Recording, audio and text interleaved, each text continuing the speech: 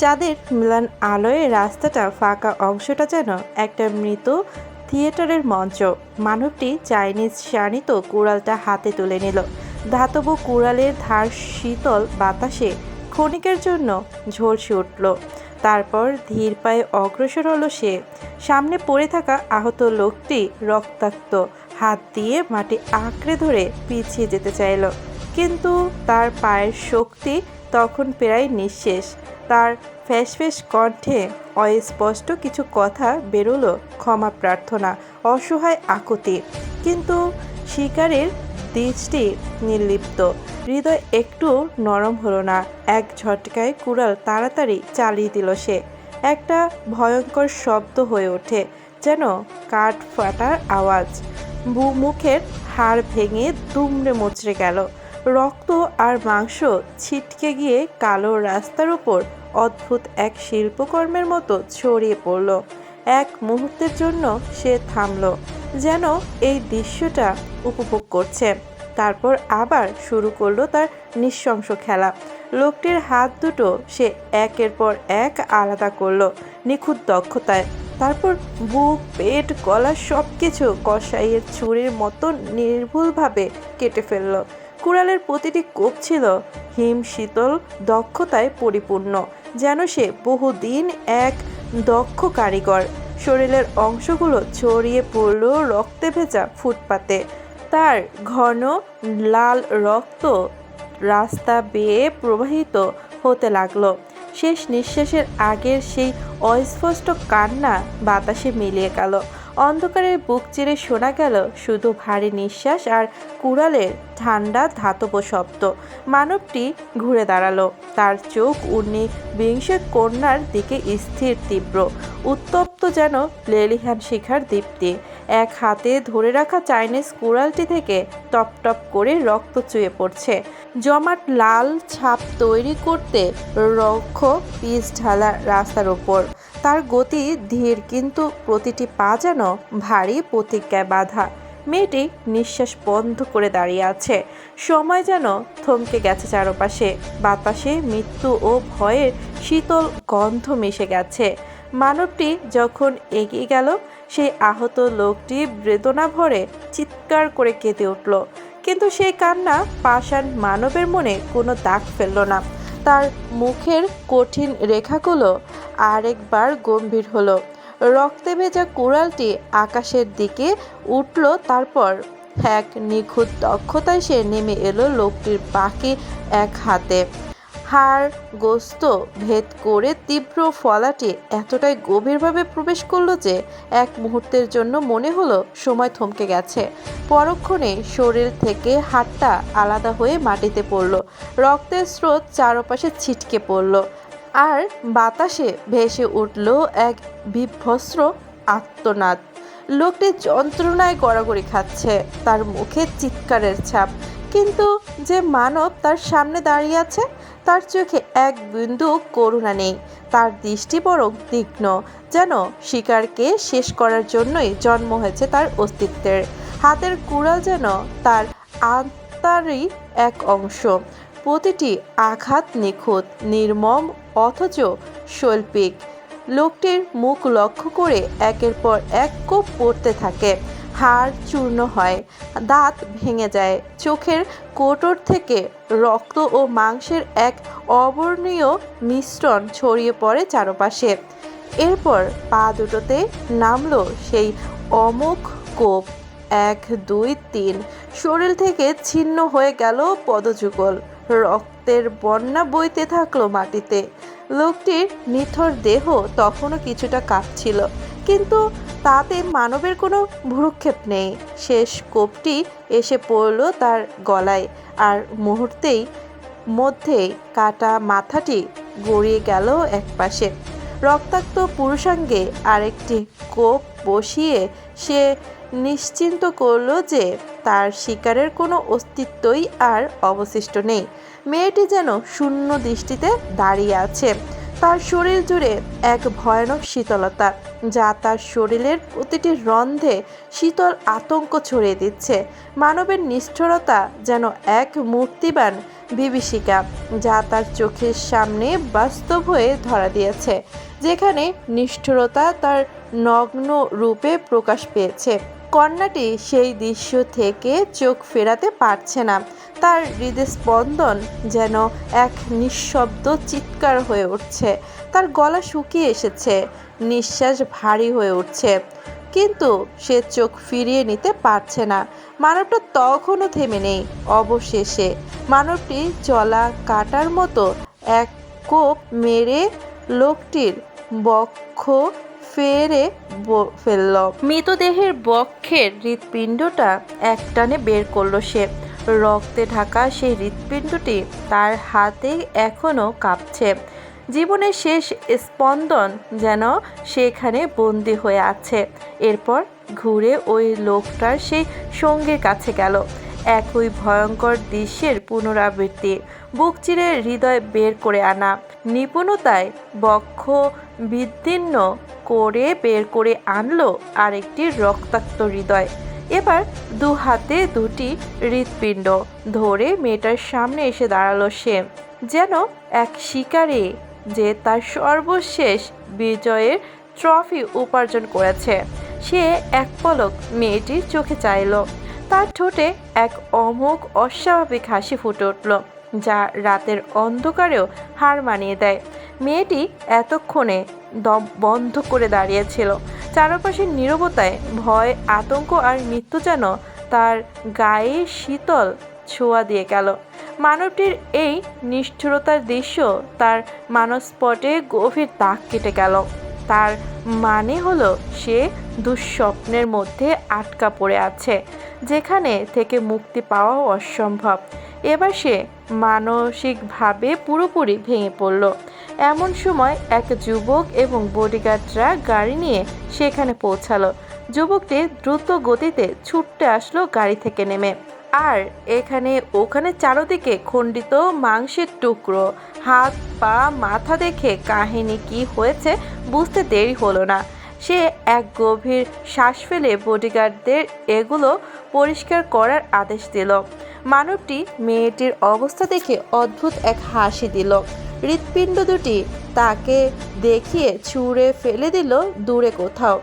অতঃপর সেই মেয়েটির দিকে ঝুঁকে তার ঠোঁটে গাঢ় এক চুমু খেয়ে হ্যাক্সি স্বরে ফিসফিস করে বলল, যারা তোর দিকে হাত বাড়ানোর মতো সাহস দেখাবে তাদের ঠিক এই অবস্থা হবে, because you my lady, so can not tolerate this thing. November মাসের শেষের দিকে রাতে আকাশ অন্ধকার হয়ে এসেছে। চারদিকে ঠান্ডা বাতাস বইছে আর কুয়াশা একে একে ঢেকে দিচ্ছে সবকিছু। শহরের রাস্তাগুলো সান্নিধ্যহীন, শুনশান, যেন কেউ নেই। তবুও সেই নির্জন রাতের মধ্যে এক হন্তদন্ত রমণী দ্রুত পা ফেলে চলে আসে পুলিশ স্টেশনের সামনে। তার শ্বাস উঁচু হয়ে উঠেছে, হাঁপাতে হাঁপাতে তার পা যেন একে অপরকে ছুঁতে ছুঁতে চলেছে। চুলগুলো এলোমেলো হয়ে গেছে, পোশাকেও কুয়াশার আভা জমেছে। তার চোখে মুখে আতঙ্কের ছাপ। সে এক কনস্টেবলের কাছে ওসির কেবিনে কোথাও জেনে তার কেবিনের দিকে ছুটতে যায়। ওসি বুরহান আহমেদ মাত্রই বাসায় যাওয়ার জন্য তৈরি হচ্ছিলেন, কিন্তু হুড়মুড় করে তার কেবিনে এক রমণী প্রবেশ করায় তা আর হলো না। তিনি বেশ বিরক্ত হলেন এমন সময় মেয়েটার প্রবেশে, কিন্তু কি আর করার, কাজটিই তো তার এমন। কোনো খাওয়া দাওয়া বা বাসায় যাওয়ার নির্দিষ্ট সময় নেই। যেখানে অন্য মানুষজন বউ বাচ্চা নিয়ে এই শীতে কাঁথা মুড়ি দিয়ে এক ঘুম দেওয়া হয়ে গেছে, সেখানে সে এখনও বাসায় যেতে পারল না। মাঝে মধ্যে এমনও আছে খাবার খেতে খেতেও হাত ধুয়ে উঠে আগে চোর মাস্তানদের পিছু ছুটতে হয়।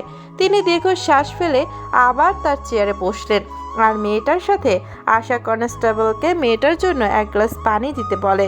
তার সামনে পাতানো চেয়ারে রমণীকে বসতে বলে। বুরহান আহমেদ এইবার সামনে বসা রমণীকে ভালো করে পরখ করতে লাগলো। মেয়েটার গায়ে সাধারণ একটি থ্রি পিস, মাথায় ওড়না দেওয়া। বয়স কত হবে, এই 18 কি 19। উচ্চতা খুব জোর 5 ফুট 1 কি 2 হবে। হলুদ ফর্সা গোলগাল মুখটাও ক্লান্তির আর আতঙ্ক দুটারই ছাপ স্পষ্ট। তার দিক থেকে নজর সরিয়ে দেয়াল ঘড়ির দিকে নজর দিয়ে সময়টা দেখে নিল। রাত এখন প্রায় 11:30। টেবিলের উপর গ্লাস রাখার শব্দে বুরহান সাহেব পুনরায় মেয়েটার দিকে নজর দিল। মেয়েটা এখন জোরে জোরে শ্বাস নিচ্ছে। তিনি যখন দেখলেন মেয়েটা স্বাভাবিক হচ্ছে তখন তিনি নড়েচড়ে বসিয়ে গম্ভীর মুখে এবার প্রশ্ন করলেন, নাম কি তোমার? অনিদ্রিতা। অনিদ্রিতা আমার নাম। নামটা বলতেও যেন তার অনেক কষ্ট হচ্ছে। তার এখনো হাত পা কাঁপছে। জীবনে যে সে কখনো এমন এক পরিস্থিতিতে পড়বে তা 19 বছর জীবনে কখনো কল্পনাতেও আসেনি। আজ তার সাথে তাই হয়েছে। হাত পা তার অবশ হয়ে আসছে। সারাদিনের ক্লান্তি সব কিছু যেন তার একসাথে ভর করেছে। সে অনেক কষ্টে নিজেকে সামলে নিল। মনে হচ্ছে তার শ্বাসকষ্টটা বাড়ছে। তারপরও কোনো রকম দমন করলেও দুর্বল হয়ে পড়লে চলবে না। সে এবার 45 ঊর্ধ্বে ওসির ইউনিফর্ম, তার নেম প্লেট, তার নামটা দেখে নিল। তারপর উত্তেজিত হয়ে বলতে শুরু করলো, আমি একজনকে মার্ডার করতে দেখেছি। প্লিজ আপনি দ্রুত কিছু করুন। আর তার প্রমাণও আছে আমার কাছে। এই দেখুন তার প্রমাণ। আতঙ্কিত কণ্ঠে বলেই হাতে থাকা পার্স থেকে ফোনটা বের করে একটা ভিডিও চালু করে দেখায়। বুরহান সাহেব তাকে একটু সময় দিয়েছিলেন মুখ খোলার জন্য, কিন্তু মুখ খুলেই যে এমন এক কথা বলবে আশা করেনি। ভেবেছিলেন সাধারণ কোনো কেস হবে হয়তো। তারপর তিনি ভাবলেন এখন এইসব খুন খারাপি শহর অঞ্চলে ডাল ভাতের মতো হয়ে গেছে। যেখানে সেখানে এখন মরা দেহ পাওয়া যাচ্ছে। একটা ক্লোজ করতে পারছে কি পারছে না, আবার একটা হাজির। তারপর তার আশ্চর্যজনক দিকটা গিলে নিয়ে ভুরু কুঁচকে গম্ভীর মুখে তাকে হাতে ফোনটা নিয়ে ভিডিওটি দেখতে থাকলেন। সেখানে স্পষ্টভাবে দেখা যাচ্ছে জঙ্গলের মধ্যে কিছু বডিগার্ড টাইপের লোক একটা মধ্যবয়স্ক লোককে মারছে। তা এক দৃষ্টিতে গাড়ির বনেটের উপর বসে থাকা এক বলিষ্ঠ যুবক দেখছে বললে ভুল হবে, উপভোগ করছে। তা তার ভাবভঙ্গি দেখে বোঝা যাচ্ছে যেন সামনে অনেক সুন্দর কিছু হচ্ছে। এর থেকে সুন্দর কিছু পৃথিবীতে হতেই পারে না। মুখে তার মাস্ক পরা, গায়ে ব্ল্যাক জ্যাকেট এবং প্যান্ট। একটা ছেলে বাইক নিয়ে এসে তার সামনে দাঁড়িয়ে তাকে কিছু একটা দিল। হয়তো কোনো ফাইল হবে, সেটাই ভালো করে দেখে তাকে কিছু একটা হয়তো বলেই গাড়িতে যেই উঠে বসলো, বসার সাথে সাথে বডিগার্ডরা আত্মরা লোকটার গায়ে গুলি করে ছিন্ন ভিন্ন করে ফেলতে শুরু করলো। এত শীতেও ভিডিওটি দেখে বুরহান সাহেব দরদর করে ঘামতে শুরু করলেন। এই ভেবে যে আজ কোনো এক মাইনকার চিপায় পড়ল। এই যুবকটি যে কে সে ভালো করে বুঝতে পেরেছে। মাস্ক পরা থাকলে কি হবে? তাকে ধরতে যাওয়া মানে আজরাইলের কাছে স্বেচ্ছায় নিজের হাতে জান তুলে দেওয়া। সে কোনো রকম গ্লাসে পানি ঢেলে এক গ্লাস পানি ঢকঢক করে খেয়ে নিল। পকেট থেকে রুমাল বের করে ললাটের বিন্দু বিন্দু ঘামগুলো মুছে চেয়ারে গায়ে এলিয়ে বসল। অনিদ্রিতা এখনো বুঝতে পারছে না যে এত বড় একটা পুলিশ কর্মকর্তা এই ভিডিও দেখে এত ভয়ের কি আছে।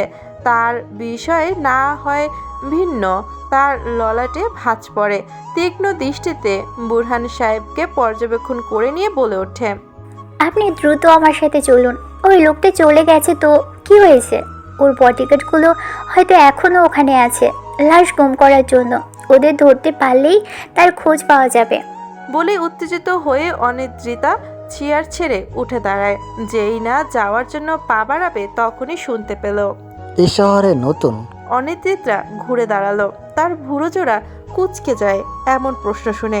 আসিফ বুরহান আহমেদের দিকে তাকিয়ে বিরক্ত সহকারে বলে ওঠে, আশ্চর্য! আপনার এত জেনে কি হবে? একটা লোক খুন হয়েছে।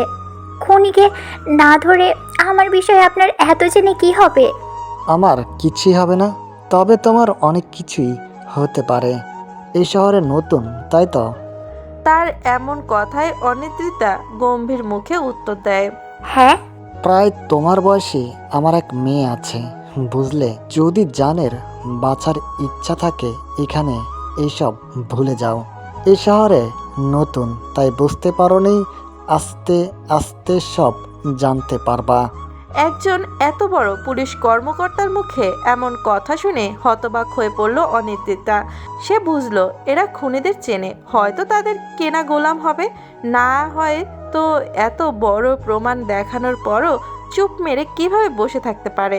সবাই টাকার কাছে বিক্রি হয়ে গেছে, নাই তো দামি গাড়ি বাড়ি বা আর বিলাসবহুল জীবনযাপন করবে কিভাবে?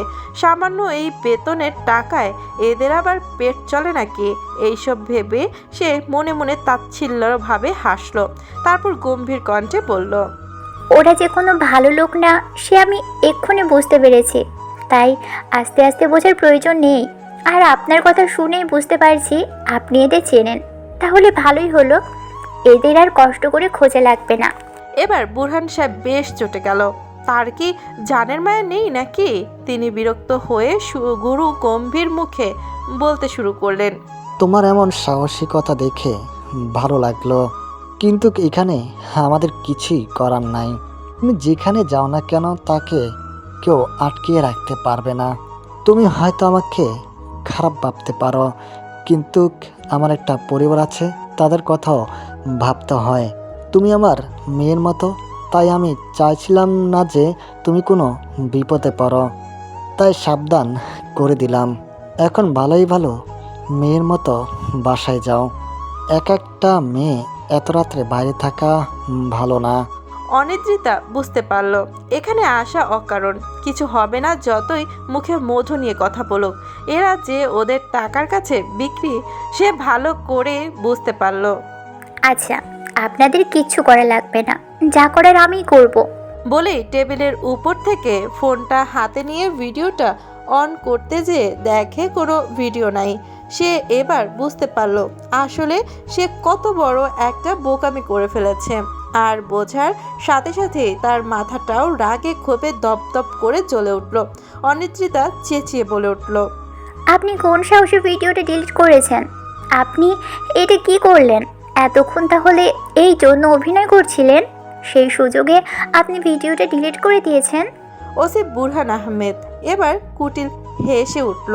অনিদ্রিতার পাশে দাঁড়ানোর কনস্টেবলকে চোখের ইশারা দিয়ে কিছু বোঝালো। তারপর কনস্টেবলটা পকেট থেকে ফোনটা বের করে বাইরে গেল হয়তো কাউকে কল দিতে। শোনো মেয়ে, কি যেন নাম তোমার? ও হ্যাঁ, অনিন্দিতা। তারপর তাচ্ছিল্যভাবে হেসে বলে উঠল, এই বয়সে আগুন নিয়ে খেলার এত শখ কেন? যার বিরুদ্ধে কেস করতে এসেছ তার নাম জানো? তার সম্পর্কে তোমার কোনো ধারণা আছে?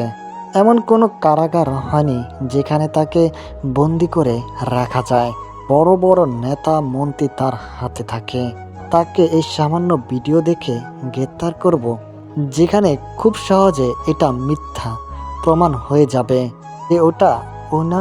তার যদি মুখ দেখা যেত তাহলে একটা কথা ছিল, এরপর তো এ ছাড়া পেয়ে যাবে, কিন্তু এরপর তার কাছ থেকে আমরা ছাড়া পাবো না। বিলাসবহুল ব্ল্যাক টয়োটো গাড়িতে বসে আছে এক বলিষ্ঠ সুদর্শন যুবক। গায়ে তার ব্ল্যাক টির শার্টের উপর জ্যাকেট এবং পরনে প্যান্ট। ডিম্বাকৃতি শক্তপোক্ত উজ্জ্বল ফর্সা মুখে পাতলা ছোট ছোট দাড়ি, যা তার মুখাবয়বকে আরও আকর্ষণীয় করে তুলেছে। পাতলা ঠোঁট ও সোজা সুগঠিত নাক যা মুখের সঙ্গে সামঞ্জস্যপূর্ণ। ডান কানে নাইফ আকৃতির একটি ব্ল্যাক ইয়াররিং। ঘন কালো সিল্কি চুলগুলো কপালের চারপাশে ছড়িয়ে ছিটিয়ে আছে। গভীর কালো মনির চোখে যেন রহস্যের দ্বার। ওই চোখে যার দিকে তাকাবে সে যেন হারিয়ে যাবে গভীর রহস্যময় সমুদ্রে। জিম করা দীর্ঘ ও সোজা বডি যা তাকে অন্যদের চেয়ে অনায়াসে আলাদা করা যাবে। গাড়ি ড্রাইভিং করছে তার অ্যাসিস্ট্যান্ট নাবিদ। হঠাৎ করেই তার ফোন বেজে ওঠায় যুবকের কালো কুচকুচে ভুরু জোড়া কুচকে গেল, তবে কিছু বলল না। নির্বিকার ভঙ্গিতে বসে থাকলো। নাবিদ একবার পিছে ঘুরে তার বসকে দেখে ফোনটা রিসিভ করলো। হ্যাঁ সামির, বলো। অপর প্রান্ত থেকে কথা শোনা গেল। সৌমিন নামের ছেলেটা আমতা আমতা করে বলতে শুরু করলো, স্যার, একটু পুলিশ স্টেশনে আসার দরকার ছিল। এমন কথা শুনে নাবিদের ভুরুজোড়া কুঁচকে গেল। সে বিরক্তের সাথে বলে ওঠে, আমতা আমতা না করে যা বলার স্পষ্টভাবে বলো, ছাগলের মতো ম্যামে করো না। ওই দিক থেকে সমীর নামের ছেলেটি একটু গলা ছেড়ে আতঙ্কিত কণ্ঠে বলতে শুরু করলো। স্যারের নামে এক মেয়ে মার্ডার কেস করতে এসেছে প্রমাণসহ। বুরহান স্যার তার সাথে কথা বলছে। যদি একটু তাড়াতাড়ি আসতেন ভালো হতো, নাই খবর অনেক দূরে এগিয়ে যেতে পারে। নাবিদ কল লাউড স্পিকারে দিয়ে কথা বলছিল, যার জন্য পিছে বসে থাকা যুবক খুবই স্পষ্টভাবে শুনতে পেল। নাবিদ কি বলবে জানার উদ্দেশ্যে সে পিছে ঘুরে তাকালো। যুবকটি শুধু গম্ভীর এবং বর্জ্য কণ্ঠে একটা শব্দ উচ্চারণ করলো। গাড়ি ব্যাক কর। নাবিদ সাথে সাথে গাড়ির স্টিয়ারিংয়ে হুইল ঘোরালো। সে এখন ভাবতে থাকলো, কে এই মেয়ে? সে কি জানে সে নিজে যেচে পড়ে সিংহের ডেরায় পড়ে এসেছে? আর সিংহের ডেরায় থেকে কি কেউ কখনো সুস্থ স্বাভাবিকভাবে ফিরতে পারে নাকি? পেরেছিল না, পারে না। মেয়েটার কপালে যে কি আছে এইটা ভেবেই নাবিদের মেয়েটার জন্য দুঃখ লাগলো।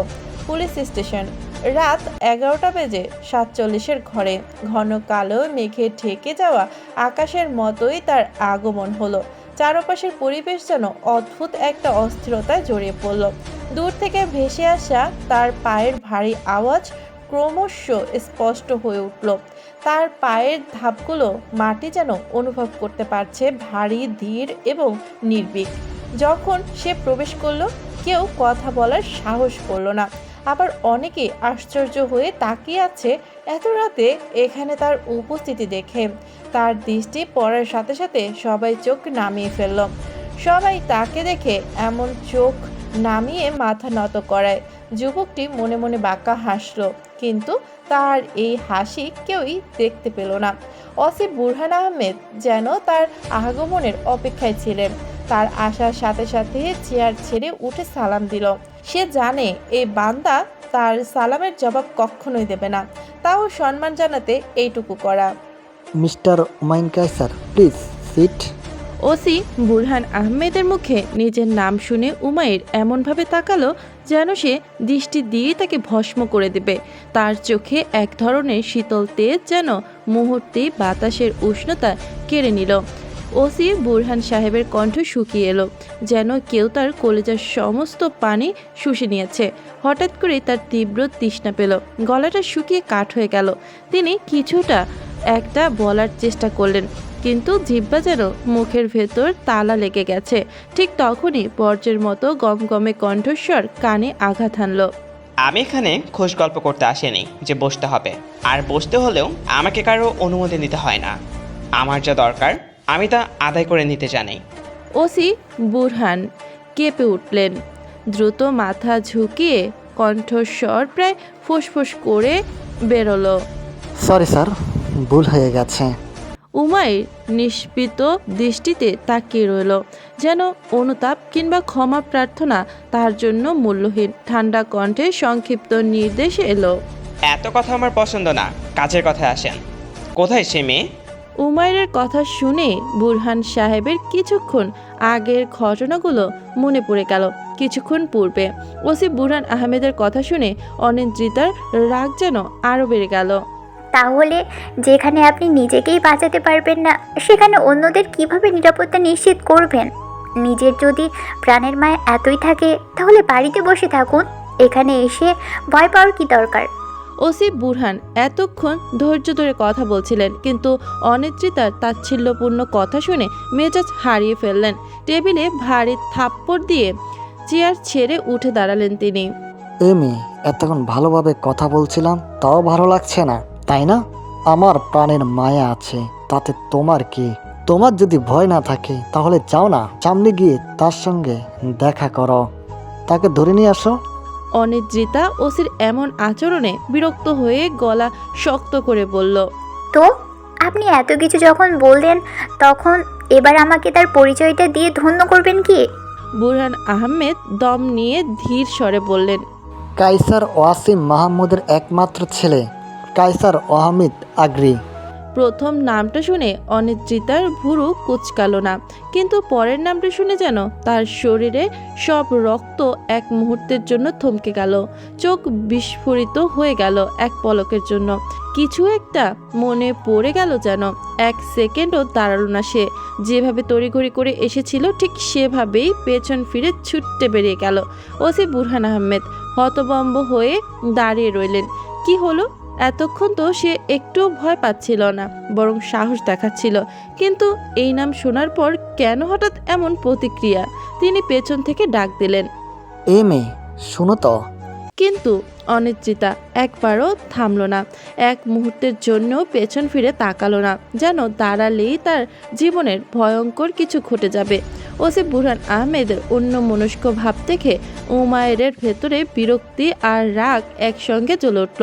এমনিতেই তার রাগ সবসময় নাকের ডগায় থাকে, সামান্য কিছুতেই মাথার ভেতর যেন আগুন দাউ দাউ করে জ্বলে ওঠে।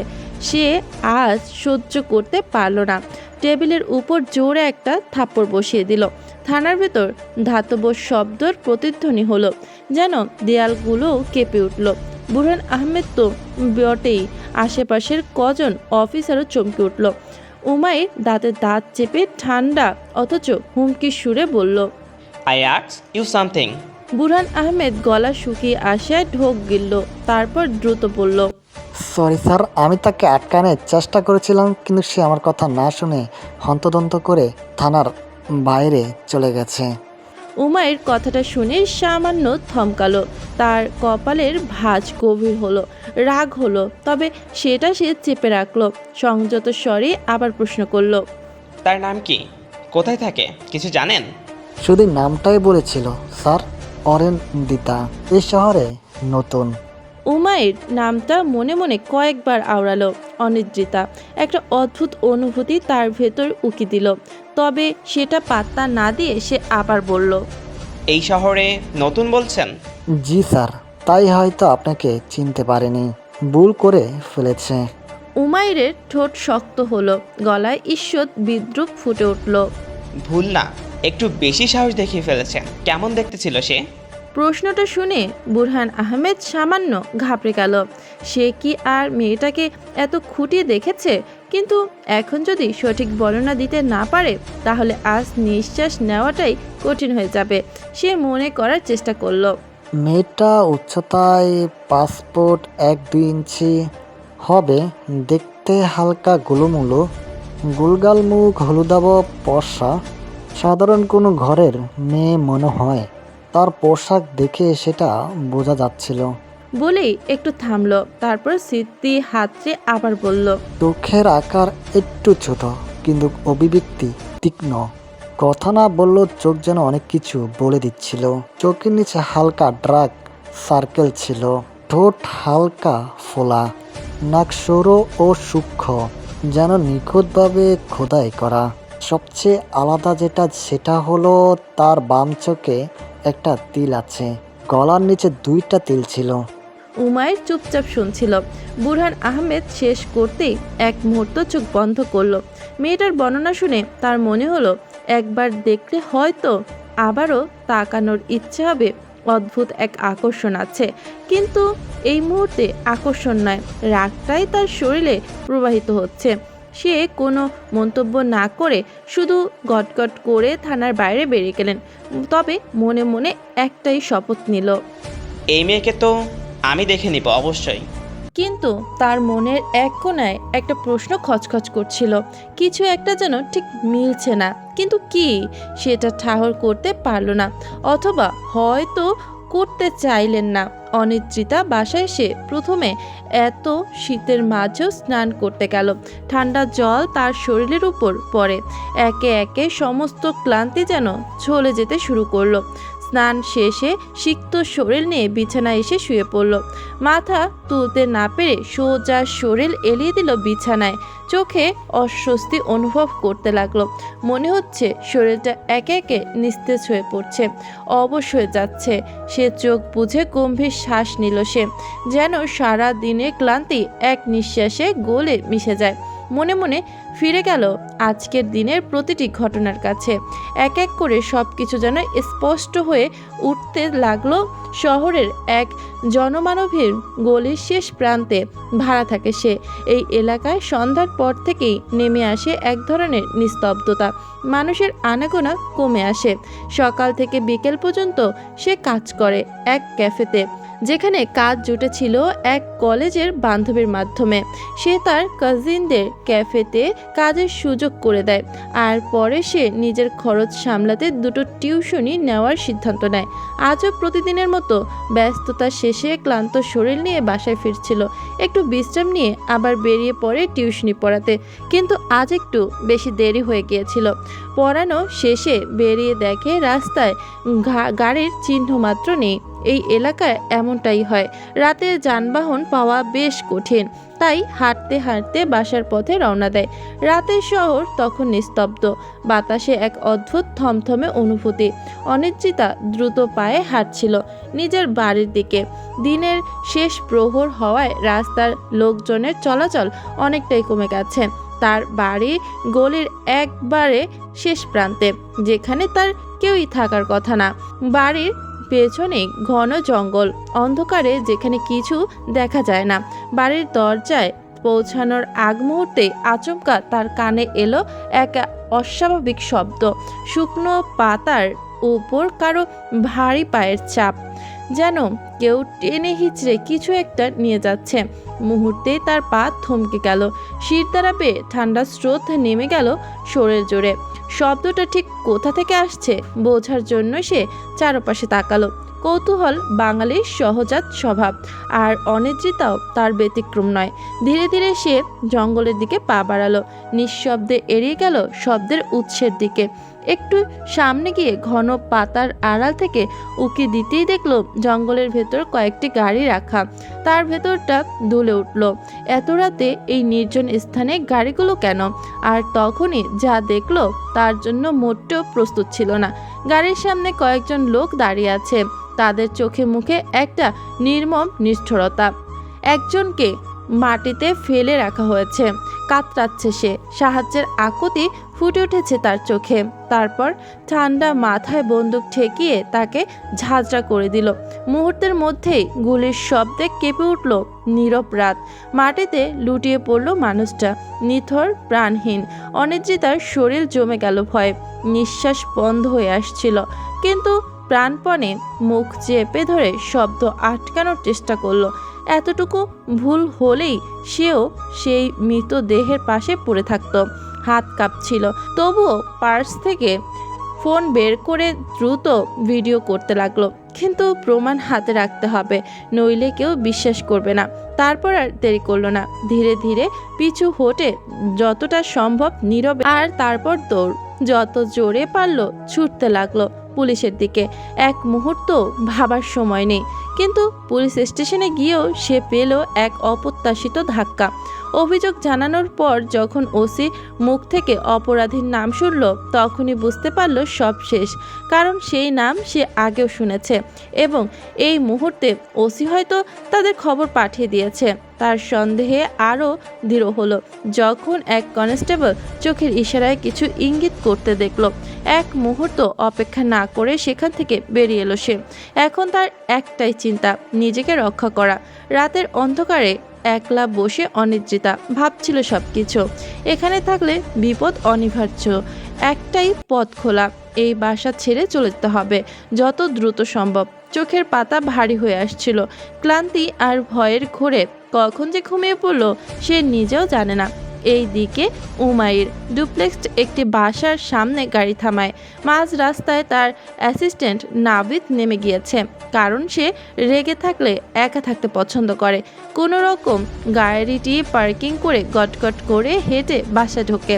দুতলায় তার রুমে যে জ্যাকেট অনেক আগেই খুলে ফেলেছে, গায়ে শুধু এখন তার একটা ব্ল্যাক শার্ট, সেটাই খুলে ছুঁড়ে ফেলল। সেই সাথে সাথে দৃশ্যমান হলো তার খাঁজ কাটা খাঁজকাটা বক্ষপেশি। ওয়াশরুমে যে শাওয়ার ছেড়ে দাঁড়ায়। আস্ত যাকে সে মেরেছে সে তার অফিসের একজন কর্মী ছিল, কিন্তু তার উপর নজর রেখে তার শত্রুদের কাছে তার গোপন কিছু তথ্য দিতে চেয়েছিল, আর সেই ফাইলে সেটাই ছিল। আর তার কাছে বেঈমানদের কোনো ক্ষমা নেই। মাথা ঠান্ডা হওয়ার পর শাওয়ারটা শেষ করে ধীরে ধীরে গায়ে তোয়ালে জড়িয়ে বের হলো। কক্ষের উষ্ণতা তাকে আরও একটু আরাম দিতে শুরু করলো। কিছুক্ষণ পর ট্রাউজার আর টি শার্ট পরে এক হাতে সিগারেট ধরালো, অন্য হাতে ফোনটা তুলে কাউকে কল দিল। ফোনের ওপাশে থেকে কয়েক সেকেন্ড পর এক পরিচিত কণ্ঠ ভেসে উঠল। হ্যাঁ বস, বলুন। তাকে খুঁজে পেয়েছিস? এবার ওপাশ থেকে বেশ কিছুক্ষণ নীরবতা নেমে এলো। কানে আছড়ে পড়ল শ্বাসরুদ্ধ কিছু মুহূর্ত। শেষে একটানে উত্তর এলো, না বস, আজও তার কোনো খোঁজ পাইনি। উমাইরের হাতের পাশে থাকা ফুলদানিটা রেগে জোরে আছাড় মারে। বজ্র কণ্ঠে হুঙ্কার দিয়ে বলে ওঠে, সামান্য একটা মেয়েকে খুঁজতে তোদের এত সময় লাগে, ইডিয়েট! ওপাশ থেকে বডিগার্ডদের লিডার ল্যাদ বলে যুবকটি তার এমন কণ্ঠের কথা শুনে হয়তো কিছুটা কেঁপে উঠল। তারপর নিজেকে সামলে কিছুটা কণ্ঠে ধীরতা এনে বলল, স্যার, মেয়েটার নাম পরিবর্তন করে রয়েছে, তা না হলে আমরা এতদিনে ঠিকই খুঁজে পেতাম তাকে। পরিচয় পরিবর্তন করে কোথায় কোন গুহায় লুকাবে? আমি তাকে দেখব। তোর আবার ওর বাসায় যাও। ওর বন্ধু নাই, আত্মীয় স্বজনদের কাছে এবার যেভাবে হোক তার ছবি আমার চাই। স্যার, ওনার আত্মীয় স্বজন বলতে কেউ নেই এবং তার কাছে কোনো বন্ধুও ছিল না, তাই তাদের কাছে তার ছবি পাওয়া যায় না। না পাওয়া গেলে হয়তো তারা বাসায় পাওয়া যাবে। উমাইরার সিগারেটের এক টান দিয়ে মুখ থেকে ধোঁয়া বের করে কিছু একটা ভেবে বলল, তোরা একটা কাজ কর, এমন কিছু একটা কর যাতে করে ওর বাবা মা বাসায় বাইরে আসে। এরপরে কী করতে হবে আশা করি তা বলতে হবে না। জি স্যার, বুঝতে পেরেছি। উমাইয়ার কল কেটে ফোনটা ট্রাউজারের পকেটে রেখে বারান্দায় দাঁড়িয়ে বাইরের পরিবেশ দেখতে থাকে। আর যখন দেখলো সিগারেটটা শেষ হয়ে গেছে তখন সেটা ট্রেতে ফেলে আবার একটা ধরালো। উমাইর ভাবতে থাকে, শালার মেয়ে মানুষ মানেই ঝামেলা। তার এর জন্যই সে মেয়ে মানুষ তার অপছন্দের প্রথম তালিকায়। আবার আজকে নতুন এক মেয়ে নামের ঝামেলা এসেছে তার নামে কেস ঠুকতে। আর একটু দাঁড়ালে সেই তাকে তার বন্দুকের গুলি দিয়ে ঠুকে দিত। সিগারেটটি শেষ করে সে শুয়ে পড়ল। খিদা লাগলেও রাতে আর খাওয়া হলো না। আজকে তার অনেক ছোটাছুটি করা হয়েছে। সে থাকে অন্য জায়গায়। এই লোকটাকে মারার জন্য আজ সে এখানে এসেছিল। আগামীকাল আবার ফেরত চলে যাবে। অনিদ্রিতা ঘুম থেকে উঠে তাড়াতাড়ি ফ্রেশ হয়ে সকালের নাস্তা তৈরি করতে শুরু করলো। কাল বেশি ছোটাছুটি করার জন্য শরীরটা খারাপ লাগছিল, যার জন্য বিছানা ছেড়ে উঠতে আজ দেরি হয়ে গিয়েছে। আজ তার প্রয়োজনীয় কিছু জিনিস কেনা লাগবে, আর 2 সেট মতো জামা। আগে গ্রামের বাসায় কিছু ছেলে পেলে পড়াতো, সেখান থেকে কয়েক হাজার মতো টাকা জমানো ছিল। সে যে টাকা নিয়ে এসেছিল তা কলেজে ভর্তি হতে বই কিনতে খরচ হয়ে গেছে। আর কয় মাস কাজ করে আর পড়িয়ে যা টাকা পেয়েছে তা বাসা ভাড়া আর বাসায় খেতে থাকতে হলে যা যা প্রয়োজন তা কিনতে যেয়ে আর নিজের জন্য তেমন কিছু কেনা হয়নি। জীবনটা তার কখনোই আর 10টা সাধারণ মেয়ের মতো ছিল না, এমনকি আর ছোটবেলায় আর 10টা সাধারণ বাচ্চাদের মতো আনন্দে কাটেনি। তার পরিবারের পরিবেশ ছিল একেবারেই ভিন্ন, যেখানে শান্তি ছিল না, শুধু ছিল অশান্তির ঢেউ। বাবা মায়ের মধ্যে সম্পর্কের টানাপোড়েন, অর্থের অভাবে মাঝে মাঝে খাবারও জুটত না। ছোটবেলায় যখন অন্যরা খেলাধুলা করত সে তখন তার মাকে চোখে চোখে দেখত, কিভাবে নানা সমস্যার সম্মুখীন হয়ে দিন কাটাতো। তার মা খুব অল্প বয়সে বিয়ে করেছিলেন। প্রথম সন্তানটিকে জন্ম দিতে গিয়ে শারীরিক জটিলতা দেখা দিয়েছিল, যার ফলস্বরূপ প্রতিবন্ধী ভাইয়ের জন্ম।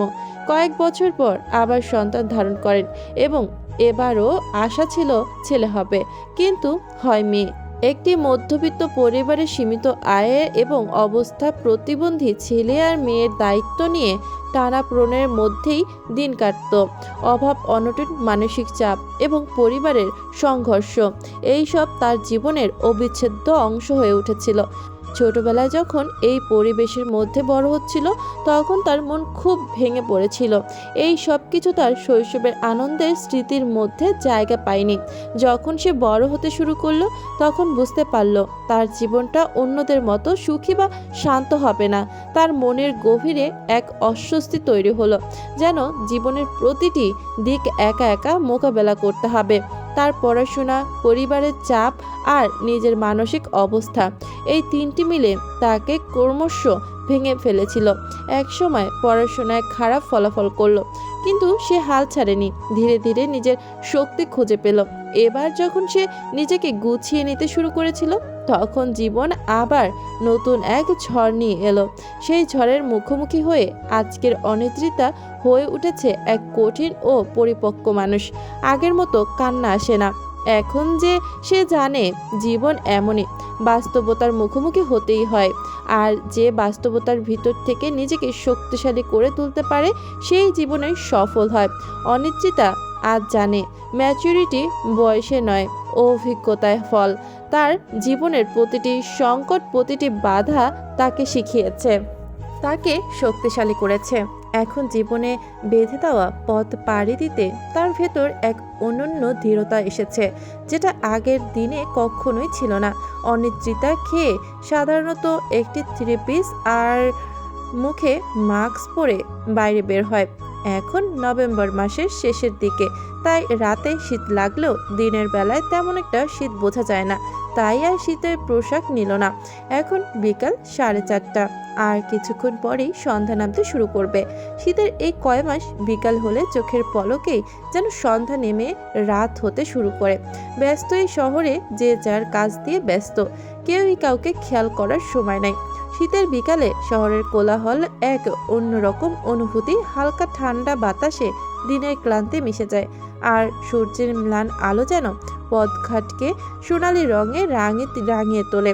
অফিস ফেরত মানুষদের ব্যস্ততা, চায়ের দোকানের ধোয়া ওঠা কাপে জমে থাকা গল্প এবং রাস্তার পাশে শীতের পিঠার গন্ধ, সব মিলিয়ে যেন একটা ছোট্ট উৎসব মুখর পরিবেশ। অনিশ্চিতা ক্যাফের কাজ শেষ করে একটা শপিং মলের সামনে দাঁড়িয়ে আছে। এই সময়টা যেন শহরের ব্যস্ততার মধ্যেও এক চিলতে প্রশান্তি এনে দেয়। দিন শেষে কেউ চায়ের কাপ হাতে গল্পে মশগুল, কেউ বা শীতের সন্ধ্যার অপেক্ষায় ঘরে ফিরেছে প্রিয়জনদের কাছে। এইসব দেখে অনিদ্রিতার মনে নিকষ কালো আধারে ছেয়ে যায়। তারও এমন একটা জীবন হতে পারত, ভাবতেই বুক চিরে এক দীর্ঘশ্বাস ফেলল। তখনই তার কাঁধে হাতে কেউ হাত দেয়। এতে অনিশ্চিতা ভাবনার জগৎ থেকে ফেরত আসে। পেছন ফিরে তাকিয়ে দেখে ক্যাফের কর্মচারীদের মধ্যে এক মেয়ে, যে তার থেকে 2 বছরের বড়, দীপা। মেয়েটি এমন এক ব্যক্তিত্ব বহন করে যাকে সহজেই এড়িয়ে যাওয়া যায় না। দীপা কথায় থাকে এমন এক ভরসা, যেন সে পৃথিবীর সব সমস্যার সমাধান জানে। মেয়েটি তার প্রতি বড় বোনের মতো আচরণ করে, অত্যন্ত আন্তরিক। দীপা দাঁড়িয়ে আছে এক হাত কোমরে রেখে, একটা কৌতূহল মিশ্রিত দৃঢ়তার সাথে। তার চোখে জলজল করছে মজা আর মনোযোগের মিশ্রণ। হঠাৎ চোখ পাকিয়ে প্রশ্ন করে, কি ভাবছো এত? অনিশ্চিতা শ্বাস ফেলে মৃদু হেসে বলল, তেমন কিছু না, চলুন। দীপা আর সাথে যেতে যেতে ভাবতে থাকলো, মেয়েটা বড়ই রহস্যময়। এত দিন ধরে একসাথে কাজ করলেও কখনো তাকে প্রাণ খোলা হাসতে দেখেনি। বরাবরই চুপচাপ, যেন ভেতরে একটা অদৃশ্য দেয়াল তুলে রেখেছে।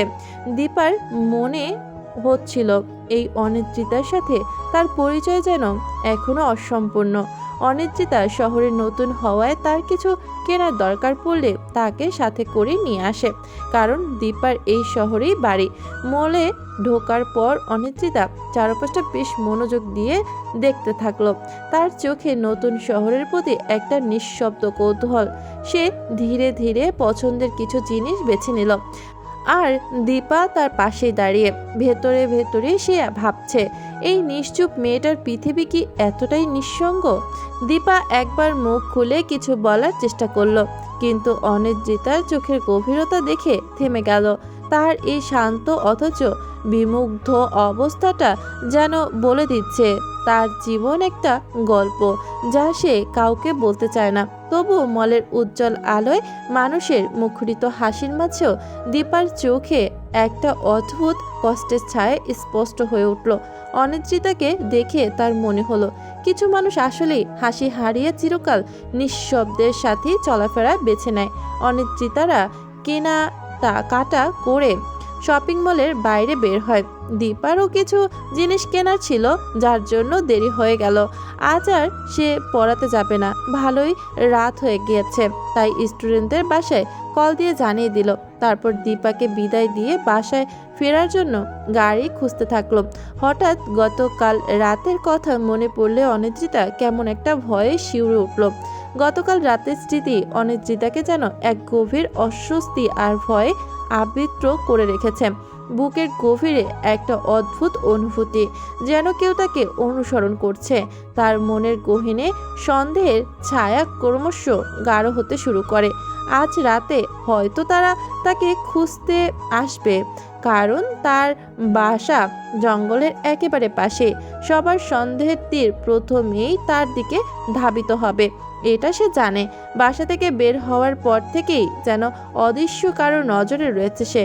প্রথমে এই বিষয়টা তেমন গুরুত্ব দেয়নি, ভেবেছিল হয়তো মনের ভুল, কিন্তু এখন অজানা ভয় আর অস্থিরতায় তার শরীর যেন হিম হয়ে আসছে। বারবার ভাবছে, তাকে কি কেউ দেখছে, নাকি সে নিজেই অযথা আতঙ্কিত হচ্ছে? আসলে কি সে নিরাপদ? আতঙ্কের মাঝে নিজেকে সামলানোর চেষ্টা করে অনিদ্রিতা নিজেকে বোঝায়, যদি আসে তখন দেখা যাবে, এখন অযথা চিন্তা করে লাভ নেই। এইসব ভেবে মাথা খারাপ করার কোনো মানেই হয় না। নিজের মনকে শান্ত করার এই প্রচেষ্টা যেন তার ভীতু আত্মাকে একটু স্থিরতার ছোঁয়া দেয়।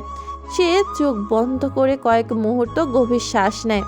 তারপর রাস্তার পাশ থেকে একটি রিক্সা থামিয়ে উঠে পড়ে।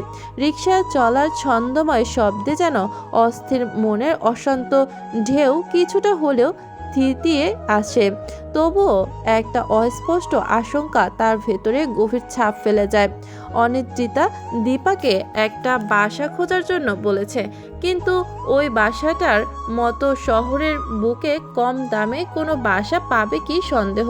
অনিদ্রিতা যে পুরনো দোতলা বাড়িটায় থাকে, সেই বাড়ির দোতলাগুলোতে পুরনো রঙের ক্ষয় দেখেই বোঝা যায় পুরাতন আমলের বাড়ি। শুনেছে এই বাড়ির মালিক এখন তার বউ আর সন্তানদের নিয়ে শহরের নতুন বাড়িতে থাকে। এই নির্জন বাড়িটার দ্বিতীয় তলায় এক কোণে নিজের মতো করে একটা ছোট্ট রুম নিয়েছে অনিদ্রিতা। রুমের সাথে লাগোয়া বারান্দাটা যেন তার আত্মার এক গোপন আশ্রয়। বারান্দায় দাঁড়িয়ে আকাশের দিকে তাকিয়ে থাকতে তার অদ্ভুত ভালো লাগে। নীল আকাশের অগণিত তারাদের দিকে চেয়ে সে নিজের জীবনের টুকরো টুকরো ভাবনাগুলো সাজায়, ভাঙে আবার মিলিয়ে ফেলে।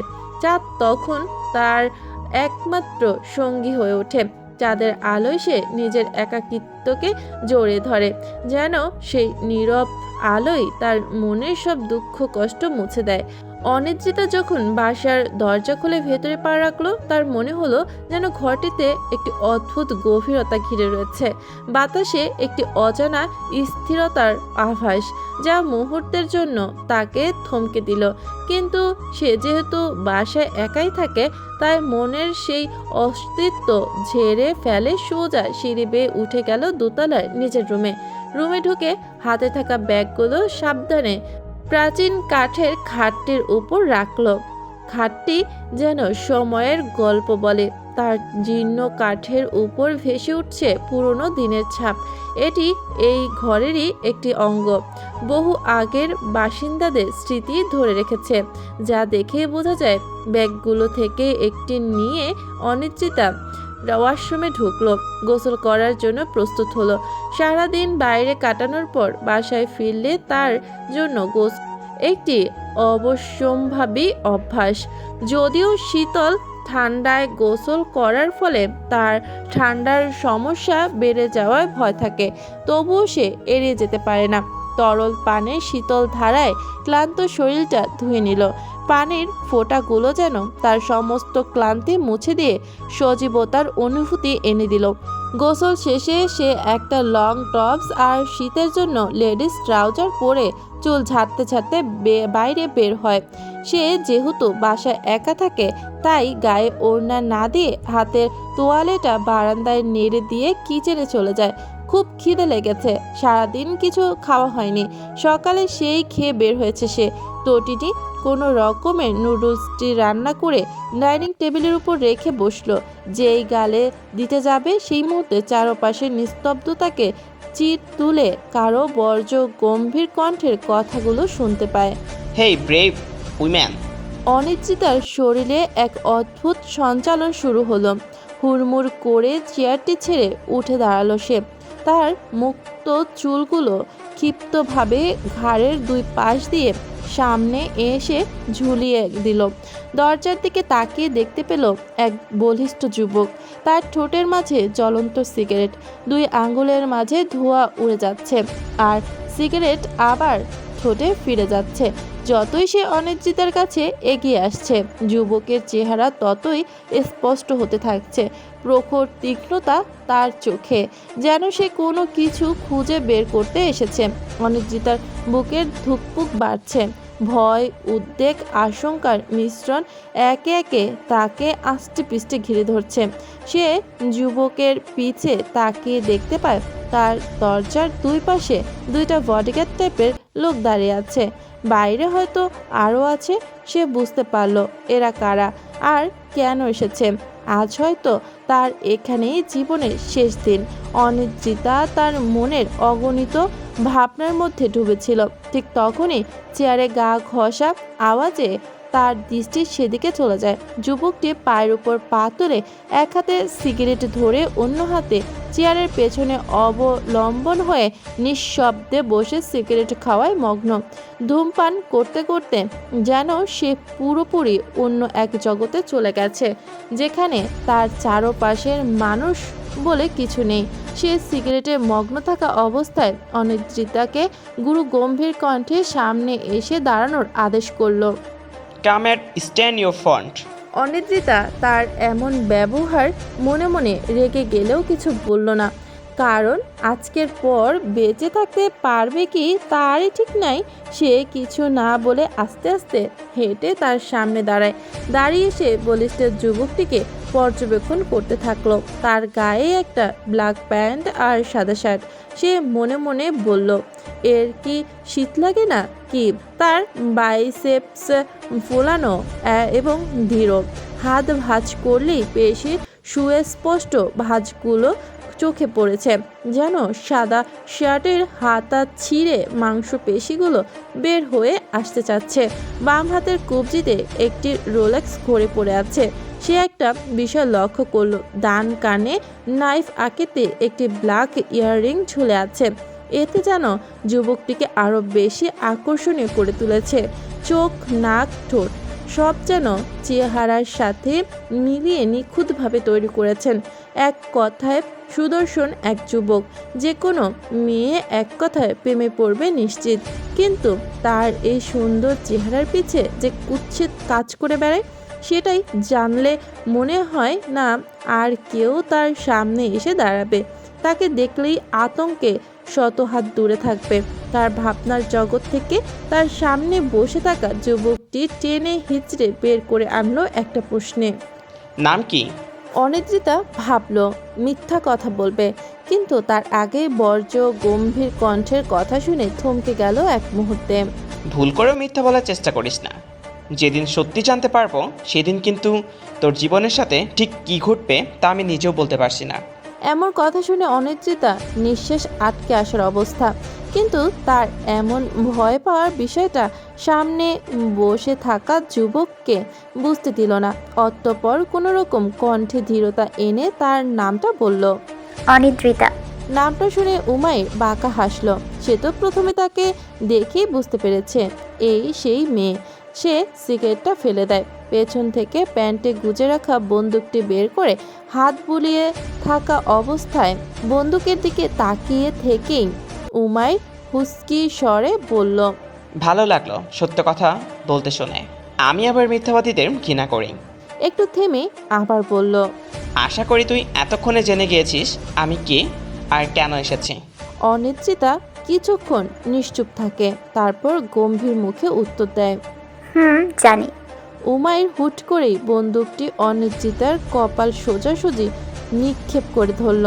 অন্যান্য মেয়ে হলে হয়তো এতক্ষণে কান্না করে ফেলতো বা দৌড়ে পালানোর চেষ্টা করত, কিন্তু অনিদ্রিতা এতে এক পাও নড়ল না। উমাইর যেন তার এমন সাহস থেকে একটু অবাকই হলো। বাহ, তোর সাহস আছে বলতে হবে। উমাইর বন্দুকটি নামিয়ে অনিশ্চয়তাকে ভালো করে পর্যবেক্ষণ করে নিল। ললাটে ভাঁজ ফেলে গুরু গম্ভীর কণ্ঠে বলল, আমার হাতে বন্দুক দেখে তোর ভয় লাগছে না? তুই জানিস তোর সাথে এখন ঠিক কি হতে পারে? অনিশ্চিতা তার এমন কথায় অকপটে জবাব দিল, জানি বলেই তো প্রস্তুত হয়ে আছি। আজ হোক, কয়দিন, কয় মাস, কয় বছর, না হয় কয় যুগ পর হলেও মরতে একদিন হবেই। তার অনিদ্রিতাকে আর কথা শেষ করতে দিল না।